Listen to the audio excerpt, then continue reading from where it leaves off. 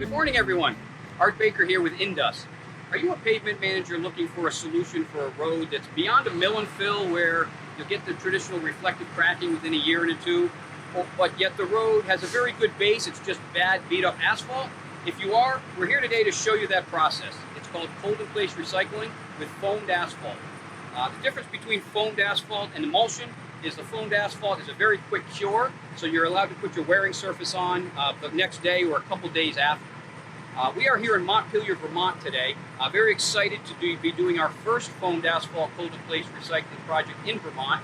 And we're joined here today by their pavement manager, Zach Blodgett, and he's going to tell you a little bit about his program here in the city of Montpellier, and then I'll come on again afterwards and talk a little bit more about the process of cold-in-place recycling.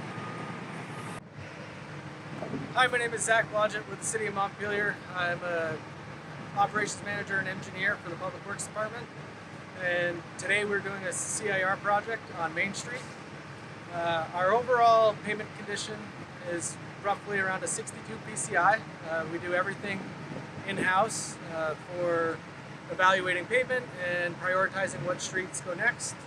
Behind me you'll see the Main Street project going on, one of our busiest roads in the city.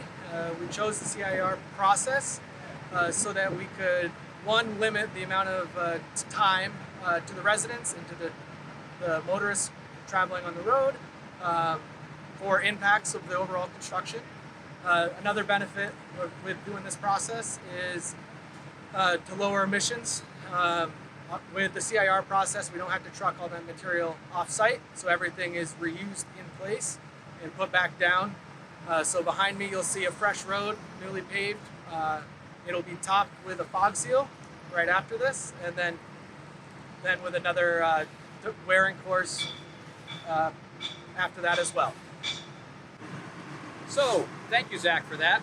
And here's a little more detail about the process of cold-in-place recycling. As you can see in the background here, we've gone through and we've pre-milled. The reason for that is so that we can remove some material so that when we do the recycling and spread it over the road, it ends up a little bit lower so that when they come on and put their 1.5 inch wearing surface on, hot mix wearing surface, the elevations are maintained. You can also see the spreading of Portland cement.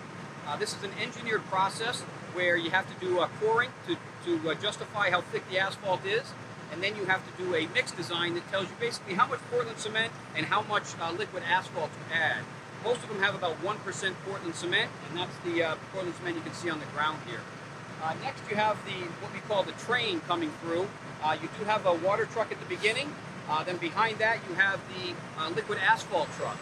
After that is the actual recycling machine, and then behind that is basically once it goes through the recycling machine, it becomes a traditional hot mix asphalt project where it goes through the paver puts it down with the screed, and then it's rolled to 95% compaction minimum. And then after the rollers get done compacting to that minimum 95% compaction, we fog seal everything that's done at the end of the day. The reason for the fog seal is twofold. The first is to keep all the fines in the mix so traffic doesn't pull them out. The second thing, which is what we might be faced with for tomorrow, is we're supposed to get some rain, and the fog seal prevents that rain from getting into the new cold-in-place recycled mix. We do hire an independent testing lab who comes out and verifies that 95% compaction minimum, and that assures a nice quality project. So to reiterate a little bit of Zach's point, we'll talk a little bit about the structural number that gets increased when you do a cold-in-place recycling job versus a traditional mill and fill project. If you look at the structural numbers for each layer, when you remove 2 inches of material, put 2 inches back in a mill and fill, versus recycling what's here and adding 1.5 inches of material on top, you actually boost the overall structural integrity of the road. So that's another big important factor of why Zach chose this cold-in-place recycling process. So that pretty much wraps it up for us here in Montpellier, Vermont today. If anybody has any questions on the process, please feel free to reach out, put something in the comments below, and we can coordinate a time and a place for you to see another project. Have a great day.